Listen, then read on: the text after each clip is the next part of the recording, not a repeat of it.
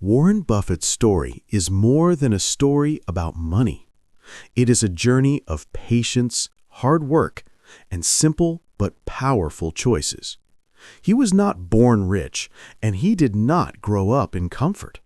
Instead, Warren began life in a small house in Omaha, Nebraska, where his father worked as a stockbroker, and his mother tried her best to take care of the family. Even as a young boy, Warren was different. While other kids played with toys, he counted coins and thought about how to make his first profit. At just 6 years old, he bought a pack of chewing gum and sold each piece for a small gain. It was a tiny business, but it planted a seed in his heart. At 11, Warren made a decision that most adults would fear. He bought his first stock. When the price went down, he felt nervous, but did not give up. When it rose again, he sold it, happy with a small profit. But later, the stock went much higher, and Warren learned one of the greatest lessons of his life. Patience is more powerful than fear.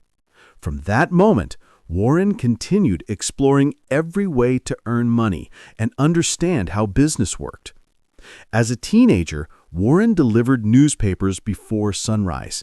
He saved almost every penny he earned. By 16, he had saved enough to buy a small farm and rented to a farmer. This was more than unusual. It showed that Warren already understood passive income long before it became a popular idea. At school, he read books about business and numbers. One of his favorites, 1,000 Ways to Make $1,000, opened his mind to endless possibilities. His father taught him honesty and discipline, while his mother pushed him to work hard and follow his future dreams. Warren was not always confident, though. Sometimes he felt lonely because he was so different from others. While many dreamed of becoming athletes or famous actors, Warren dreamed of building companies and studying big ideas. Still, he never doubted himself. He later said, "I always knew I was going to be rich." His belief was not arrogance, it was quiet determination.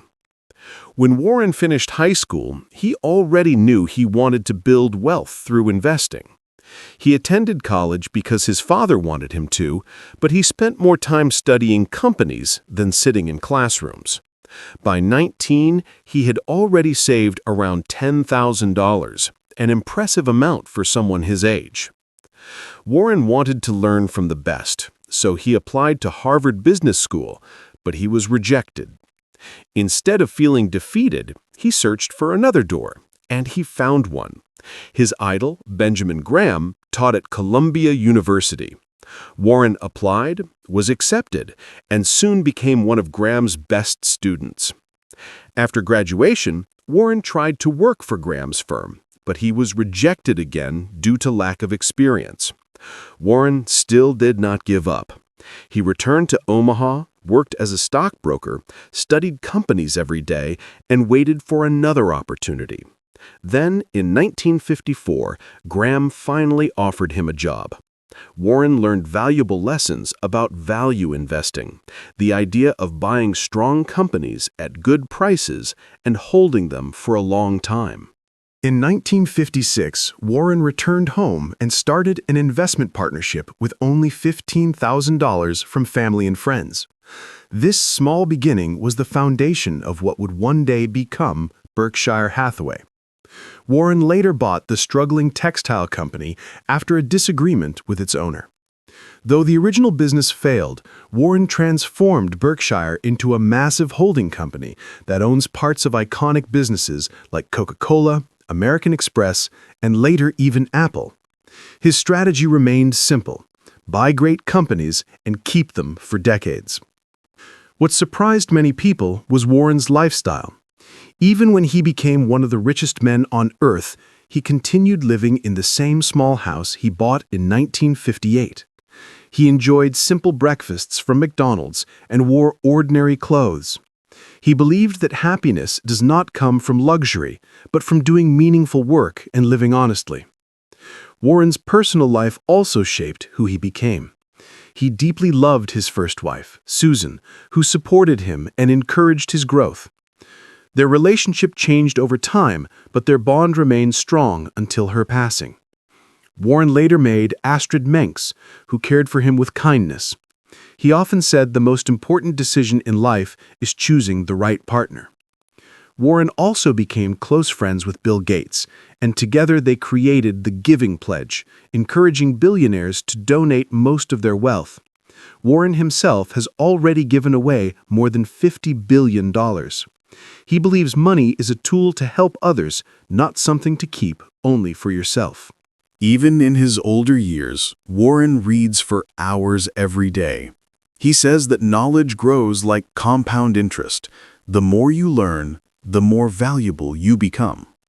He teaches that success is not about being a genius, but about being patient, honest, and consistent. One evening, Warren spoke to a small group of young investors. After sharing his usual advice, he surprised them with a new message. He said that near the end of his life, he discovered a simple truth he had never fully understood before. The greatest investment is not in companies, not in money, and not even in knowledge. It is in people. Warren told them that every great moment of his life came from someone who believed in him: his father, his teachers, his wife, his friends. If you invest in people, he said softly, your life will grow in ways numbers can never measure. Many in the room felt emotional because, for the first time, they saw Warren Buffett not only as a legendary investor, but as a man who understood the true meaning of wealth.